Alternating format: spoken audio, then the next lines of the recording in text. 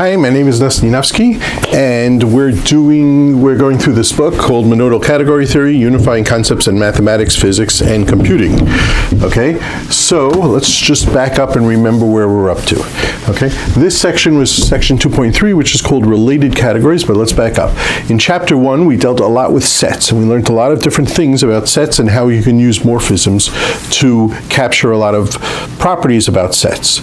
Okay, great. Now, chapter 2, we talked about categories. Section 2.1, we did lots and lots and lots and lots of examples of categories and the basic definitions of categories. Section 2.2, we talked about properties of categories, different things about morphisms, special types of morphisms, and things like that.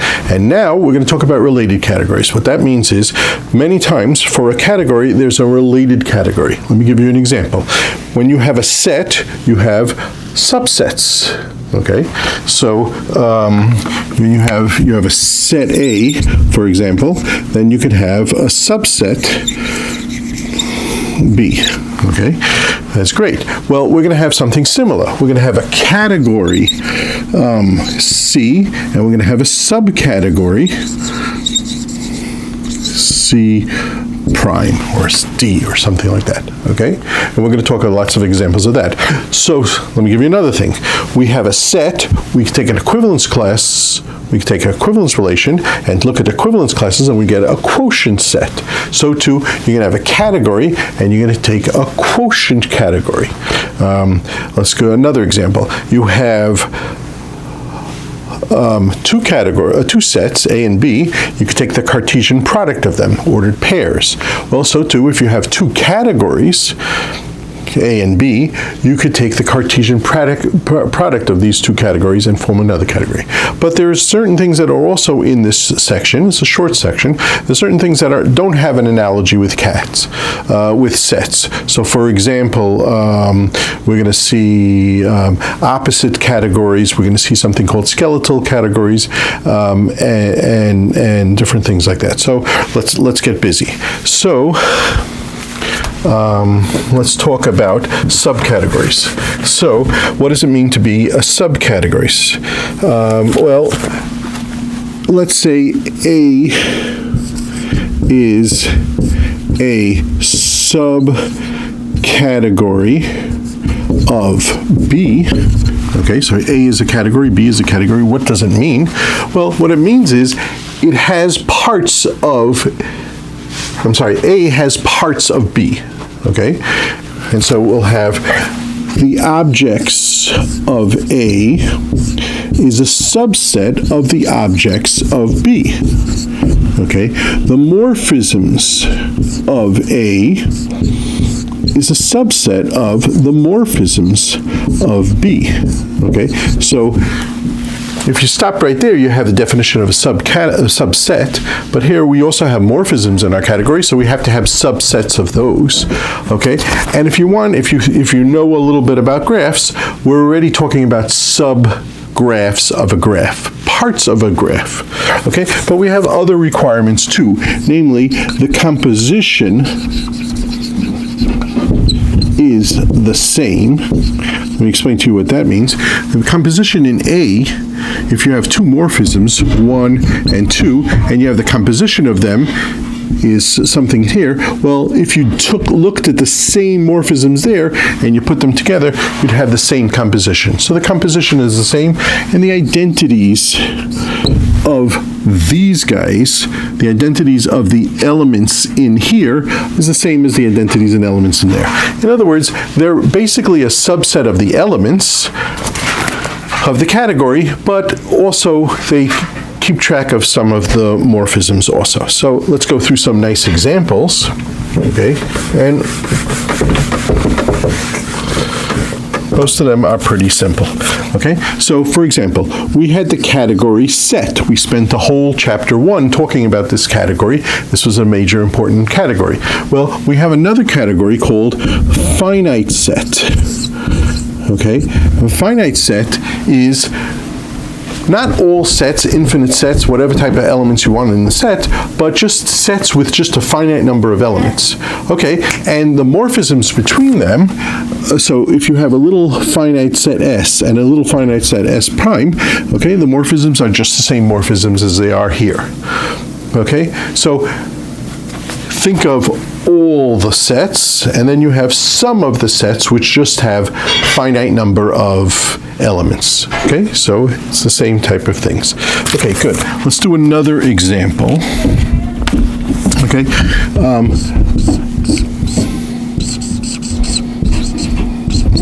Let's remember what this is.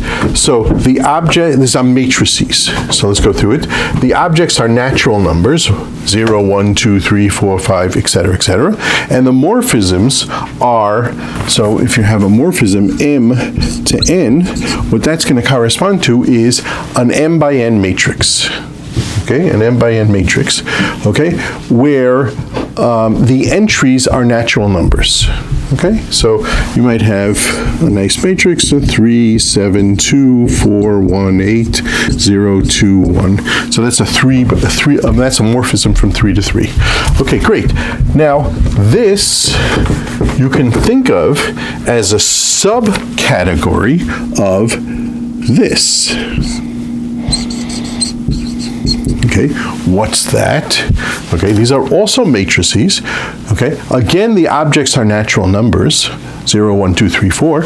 Okay, but the morphisms in here correspond to matrices where the entries are whole numbers. Could be positive, could be negative. Here, the entries are only positive whole numbers, or 0, non-negative whole numbers.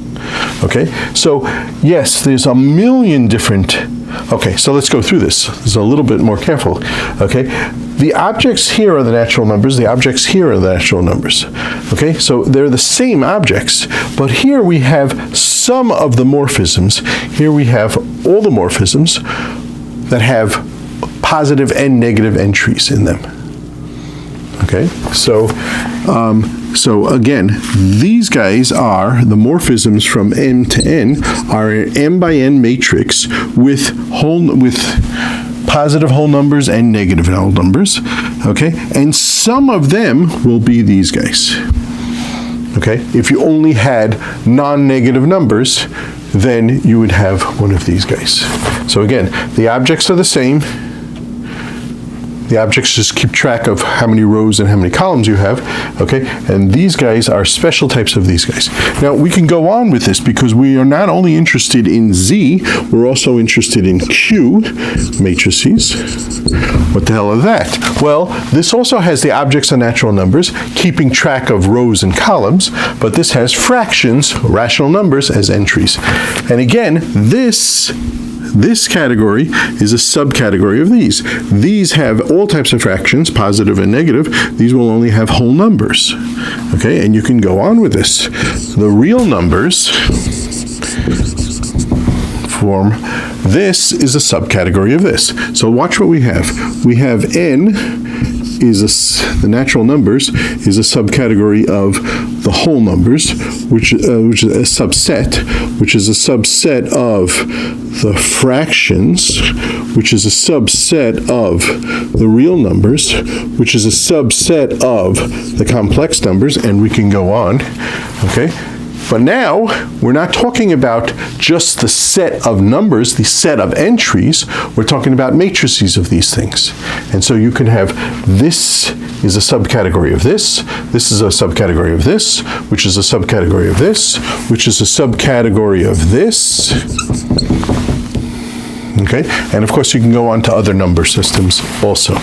Okay, one word which we mention but we probably will not use, another way of saying that this is a subcategory of this is we could say this is a supercategory of this. Okay, so whenever you have a subcategory, you can look at what's the smaller thing, that's a subcategory. The larger thing is, or the could be larger, is the supercategory. Okay, let's do an example. That's an example from numbers. By the way, these guys show up a lot. Okay, complex matrices. They show up a lot in the rest of the book. Okay, great. Let's do something from a little bit more of computer science. Let's remember this. Okay, we had a category. The objects are circuits. What's a circuit? Well, a circuit is ands and ors and knots and things like that, electrical circuits. So let's go through it. The objects are natural numbers, 0, 1, 2, 3, 4, etc., etc. And there's a morphism from 6 to 8, let's say, if there's every morphism from 6 to 8 is a circuit which has 6 inputs and 8 outputs. Okay, so 6 to 8. This is a circuit with ands and ors, etc., etc. Ands, ors, knots, nands, whatever gates you want, exclusive ors, has 6 entries and 8 outputs or something like that. Okay, great. Now I want to talk about a subcategory of this. And the subcategory is called NAND circuit. Okay, it's a special type of circuit, okay, and it's just made out of NAND gates. NAND is not AND, okay.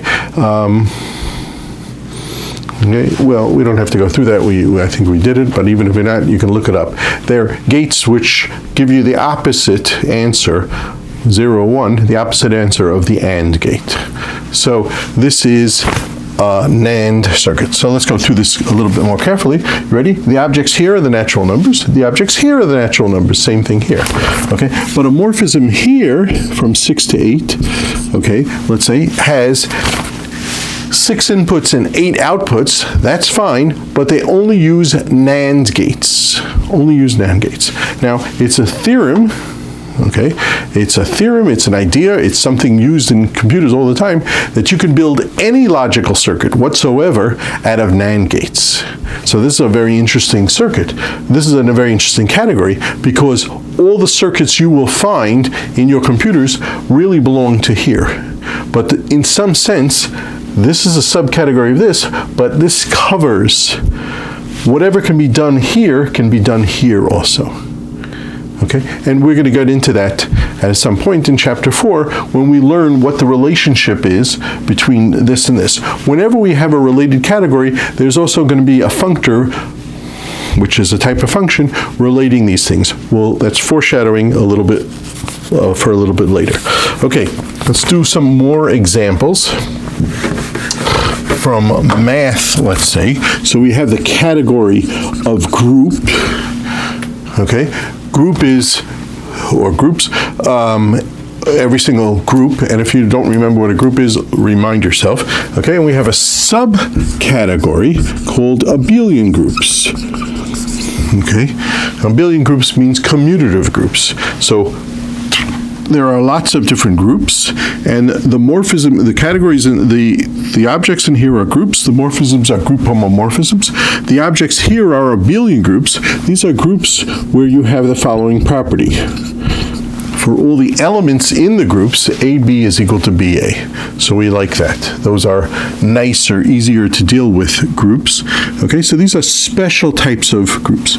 And whenever you see a subcategory, you should think of special types of objects in that. Okay, so you have this category of sets. You have special types of categories of objects, of sets, namely finite sets. We had matrices with positive and negative integers as entries, and now we have special types of those, namely with just positive integers. We had circuits, we have special types of circuits called NAND circuits. Okay, let's go through another example.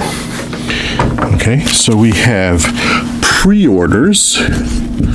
So we had a category of preorders. Let's just remember what a preorder is. Those are sets with morphisms.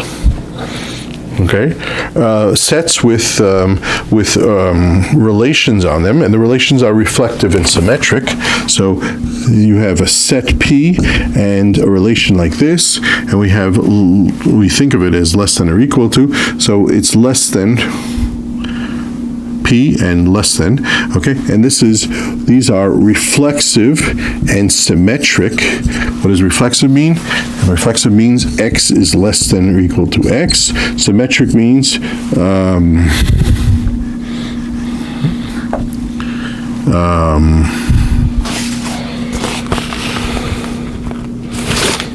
well,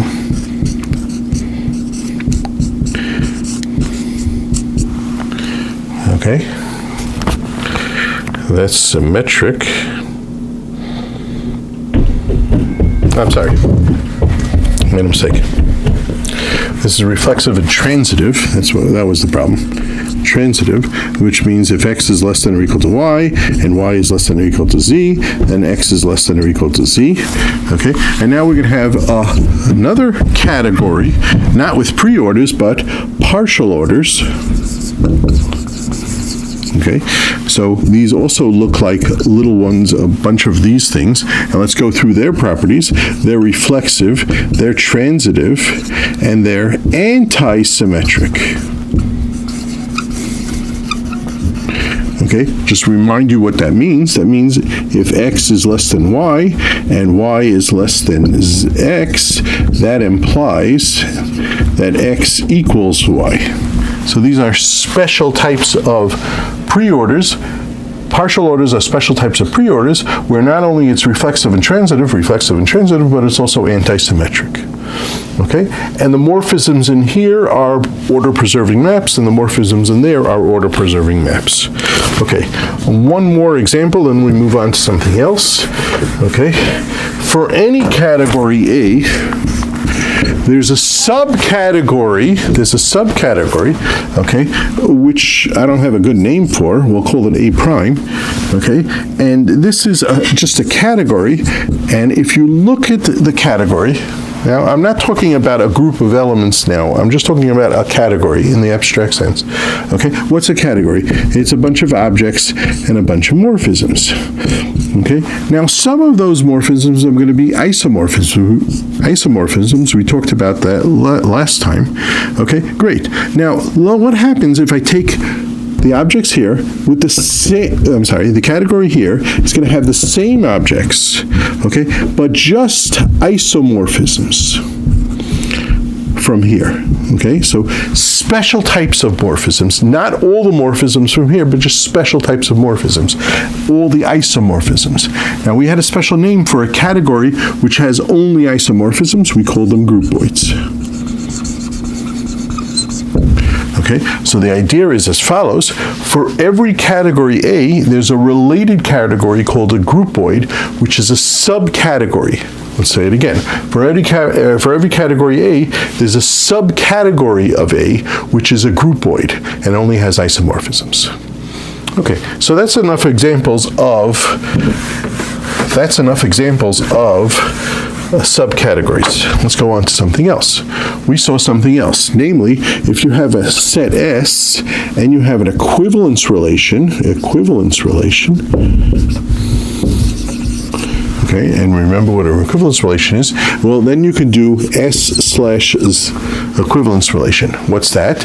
The objects, this is called a quotient category, a quotient set. Okay, and the objects are equivalence classes of objects in here. Okay, so look at what's related to it. Bunch all those things in together to be one thing, and then you have this equivalence class. Okay, great. Well, I'm not doing that. We're talking about categories. So if you have a category and you have an equivalence relation, but we're going to need something a little bit more than that, and then we could talk about the category with a quotient category. So this is a set, and we have a category, okay, and we're going to have the quotient category. Okay, but we need to have more than just an equivalence relation. We need something else. We have extra structure in this category that a set doesn't have. Okay, what's the extra structure? We have morphisms. Okay, so what we need is the concept of a congruence. Okay, and I'm going to tell you what a congruence is in a second. it's as follows. It's an equivalence relation, but it has the following property. Let's say you have two morphisms here, A to B. Okay, and we're going to call this F, and we're going to call this F prime. And we have another two morphisms from B to C. We're going to call this G, and we're going to call this G prime. Okay, now, okay, hold on. Let's do this a little bit smarter. We'll just call this B. Okay, so you have two morphisms here and two morphisms here. Now, what we want is that this equivalence relation, it's an equivalence relation on the morphisms. The objects we don't make equivalent. We'll talk about that another time. Here we're talking about the morphisms, and as we saw many times, the morphisms is the most important part of the category, not the objects. So we have the following property. If F, that's a twiddle over here. If F is related to F prime and G is related to G prime, then F compose G, F prime compose G prime are also related. Okay, so let's go through that a little carefully. If F is related to F prime and G is related to G prime, then the composition preserves the equivalence. What does that mean? This composition will be related to this. Okay, that's called a congruence. So it's an equivalence relation on the morphisms, but it's something more because we wanted to respect the composition. Okay, so here's the main point. Given a category C, you can form a quotient and a congruence. You can form a quotient category, and let me just tell you what the quotient category is. It's going to be, let me tell you what the objects are. The objects are the same. So objects of C slash tilde is equal to objects of C. Same objects. We don't change the objects. The only thing is, Hom of C slash tilde in this category of A comma B is going to be Hom of C. Look at the old homomorphisms in the previous category and then quotient out. Look at not the morphisms but equivalence classes of morphisms. Okay, so I'm going to make a big quote over there and it's going to be like that, tilde over there. Okay, so the quotient category will have the same objects as before, but now we crunch up those morphisms. If they're equivalent, we make them into the same thing. Just like we did over here, if we took a set S and we took a quotient set, we crunched up the objects of the set so that if two things are equivalent, they're considered the same, and we do that the same thing here. Okay? Okay, we don't have any good examples of this at the moment, but we will see this over and over and over again later on. Okay, let's look at something else. Definition. This is something which doesn't have a set theoretic background, but it's very cool. Okay, definition. A skeletal category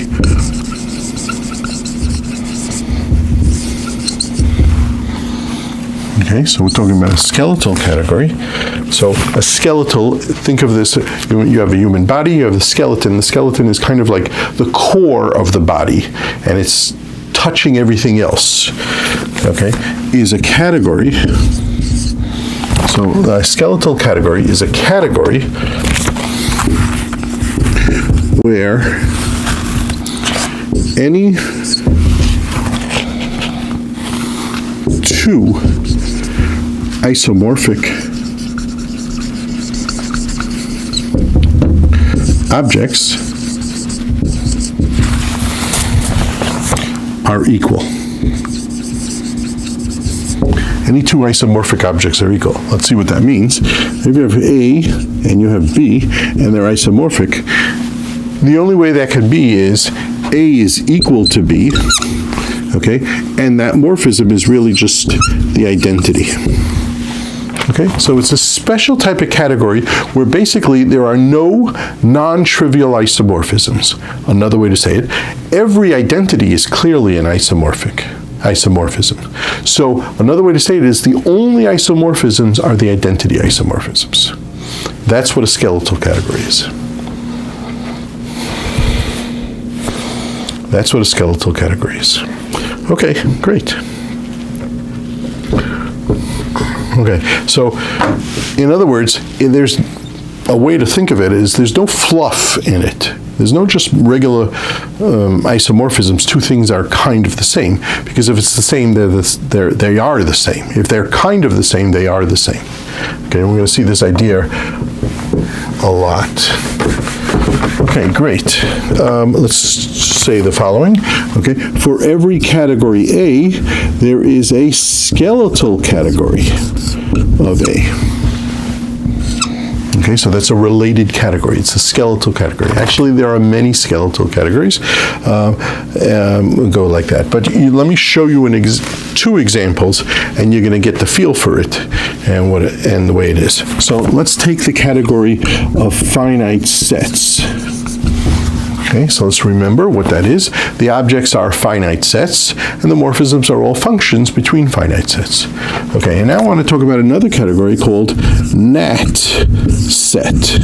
Okay, now this is going to have different objects than that. The objects here are going to be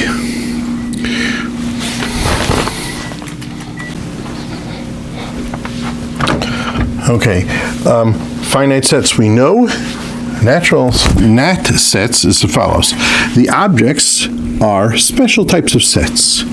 Okay, the empty set, the set with just the number 1 in it, the set with just the number 1 and 2, the set with just the number 1, 2, and 3, etc., etc. All these are finite sets.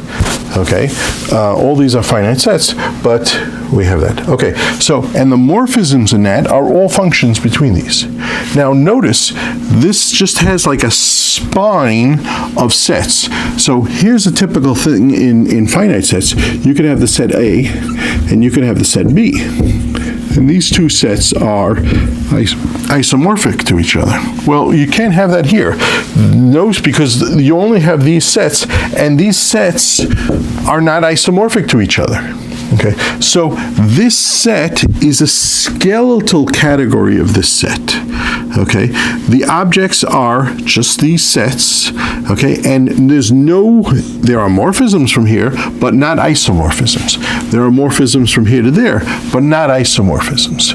So this category doesn't have any isomorphisms except identity morphisms. That, of course, it has. Okay. But the only isomorphisms are identity. Now, this category has many isomorphisms like this, and here's my favorite isomorphism.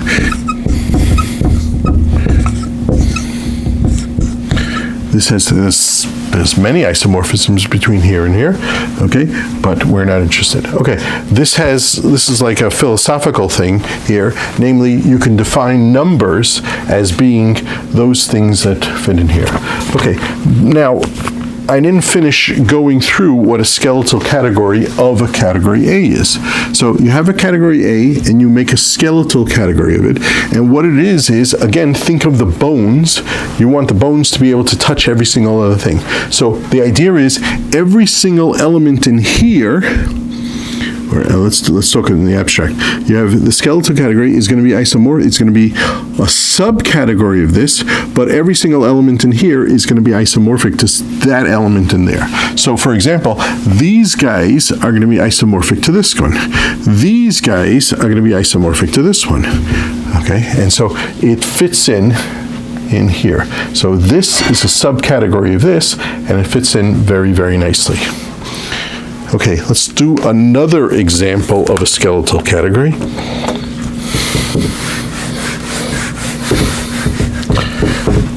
Okay, consider P kind of thing. Okay, now this is a pre-order, okay, a pre-order. Okay, now I'm not looking at all the preorders. We just did that 10 minutes ago. I'm looking at a preorder. Okay, and remember what a preorder is.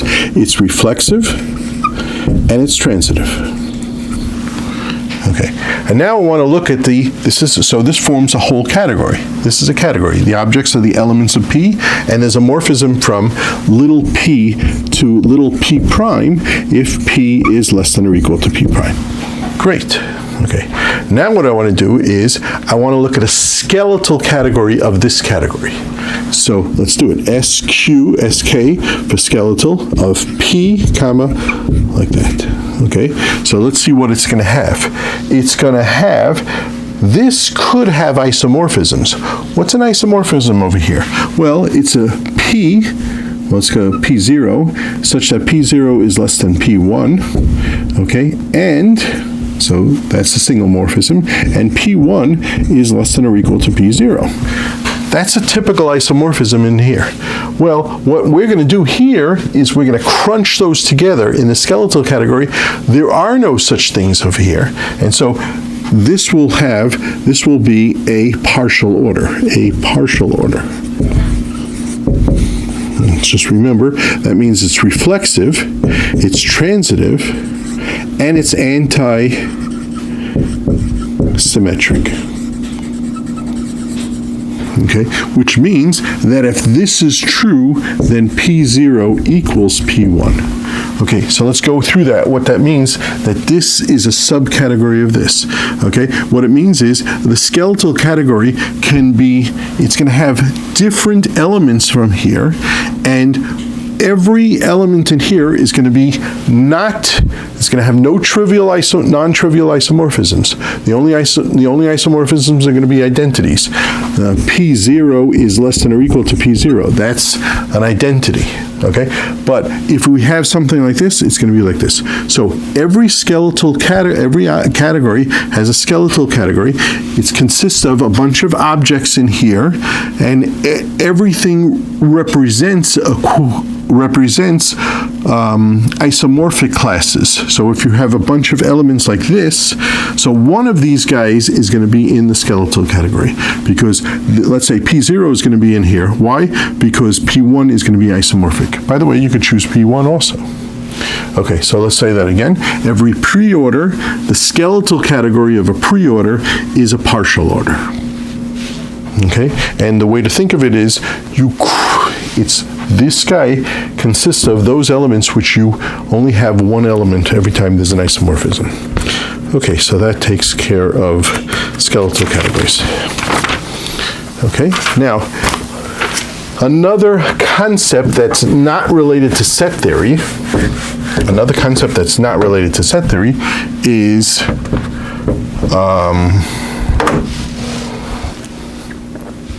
is the opposite category. So let's say what that is.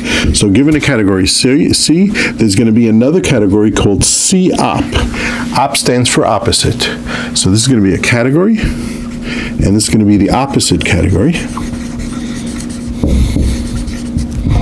Okay, and the idea is as follows. I didn't spell opposite right, but the idea is as follows.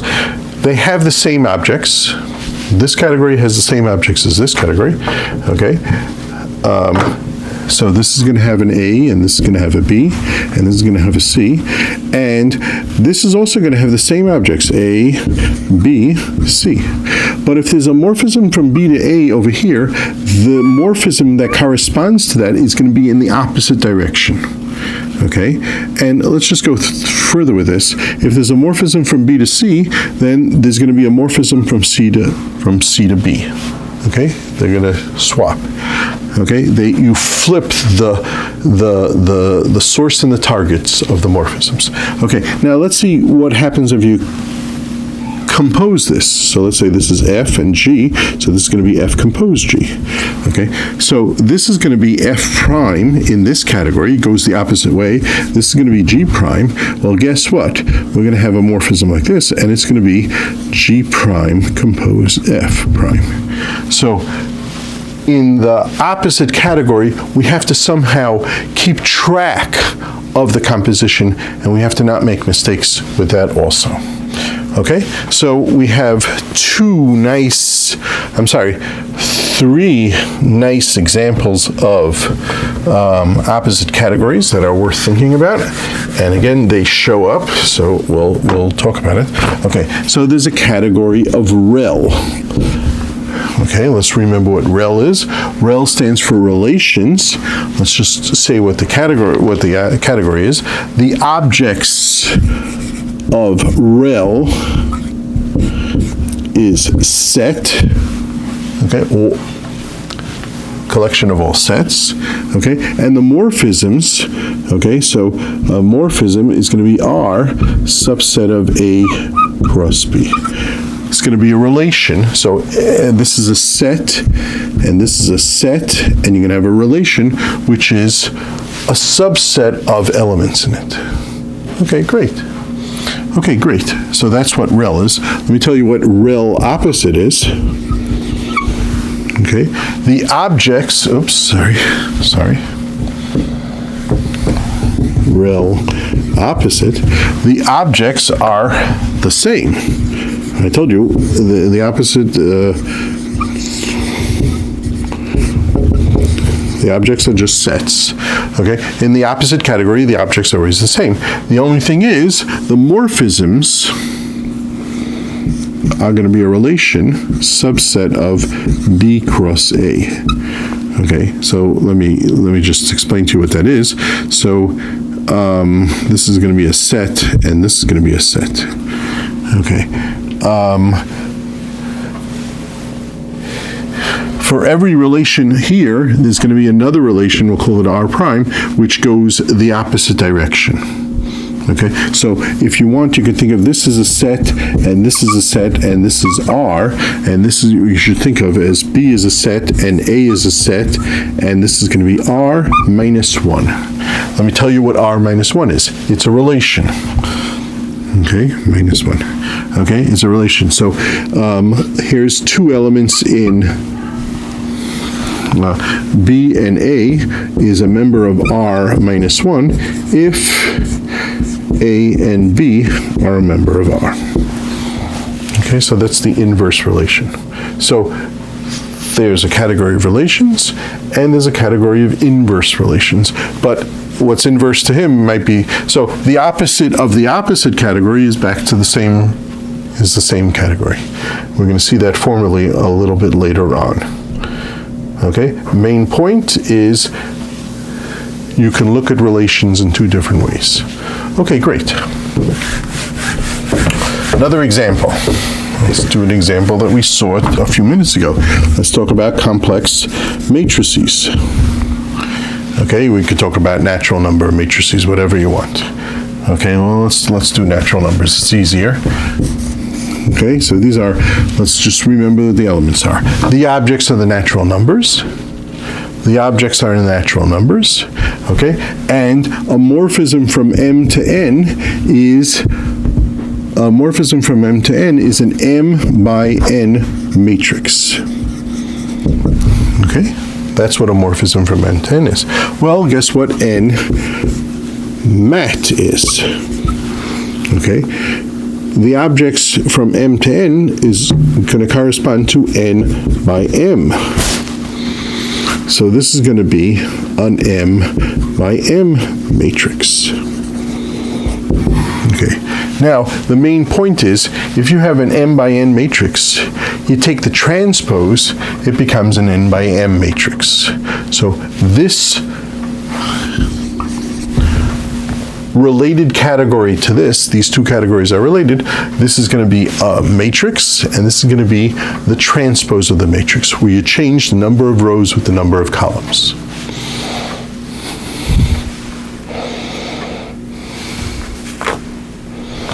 Okay. One more example of an opposite category, and again, we're going to see a lot of it. Okay, let's say you have P, comma, this is a pre-order or a partial order, it doesn't matter, okay? And so what this is you're going to have a little element P, and you're going to have a little element P prime, okay? Those are the objects of the category, and we write P is less than or equal to P prime. Remember, these are categories with with at most one morphism between each two elements. So that's going to correspond to that. Well, if you look at the opposite of this category, it's going to have the same element. It's going to have the same element, but it's going to the morphism is going to go the other way, and so we write that as P is greater than or equal to P prime. So that's another relation that you can have. Okay, that's another relationship that you can have with pre-orders or partial orders. Okay, one more topic. Okay, let's just remember something about sets. Let's say you're given two sets, S and T. Well, you could take the Cartesian product, and we talked about shirts and pants and things like that. Okay, what is this? This is the set of S comma T, where S is a member of S and T is a member of T. That's very nice. Great. Okay, that's a Cartesian product of sets. I'm not interested in sets, I'm interested in categories. And so let's just imagine we have two categories, A and B. I'd like to take the Cartesian product of two categories. So let me tell you what it is. The objects, I have to tell you what the objects are, and I have to tell you what the morphisms are. The objects are pairs of objects here. So if here's A is an object in here, B is an object in there, okay, we might have another pair of objects. Okay, and we might have another pair of objects. Okay, and they might be the same. Okay, great, those are the objects. Makes sense. Okay, what about the morphisms? Well, the morphisms are going to be pairs of morphisms. So you might have F comma G. Okay, where F goes from A to A prime, G goes from B to B prime. Okay, and you might have another one, pairs, F comma F prime comma G prime. Okay, and so F prime is a morphism in here. It goes from A to A prime. G prime is a morphism in here, which goes from B to B prime. Very nice. Okay, and now we can talk about the composition of them. Okay, and here we have a nice rule. The composition is as follows. F comma G. First do that. Compose with F prime comma G prime. We're going to compose that. Well, guess what it's equal to? It's equal to F prime compose F pair G prime, compose G. Okay, let's just go through this. This is a pair of morphisms, this is a pair of morphisms, they're both elements in here. This whole thing is a pair of morphisms. This composition is in A, this composition is in B, this composition is in A cross B. Okay, so the composition of the Cartesian product of categories is defined by the composition of these categories. Okay, and we'll see lots of examples. One of the things we're going to see is, here's a category A, and let's say I do the Cartesian product with the one element category where it was one isomorphism. Okay, so this is a stupid category with just like that, with one identity. Okay, well, it turns out that this whole thing is kind of the same as that. And we have to define what we mean by kind of the same. Okay, and let's just look at what this is. A cross 2, where 2 is the single morphism like that. Well, that's going to have like the category A and the category A, and there's going to be kind of a morphism in between them. So it's going to have like two elements of A, but with morphisms in between them. Okay, so that's the end of related categories. That's the end of section 2.3. Okay, we're going to see these things pop up all over, and when we get to chapter 4, we're going to learn what they're related to, how they're related to each other. So it's not just that they're related to each other, but there's going to be functors between them. So let me explain to you. you're going to have a category, a set, B a set, so then you can say this is a subset of that. Well, we're going to see if C is a category and D is a category, what does it mean to be a subcategory? And so we're going to write something like this to mimic that. And we'll do lots of things.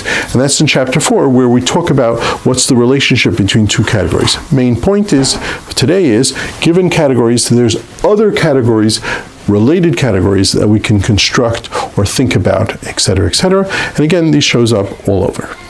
Thank you very much.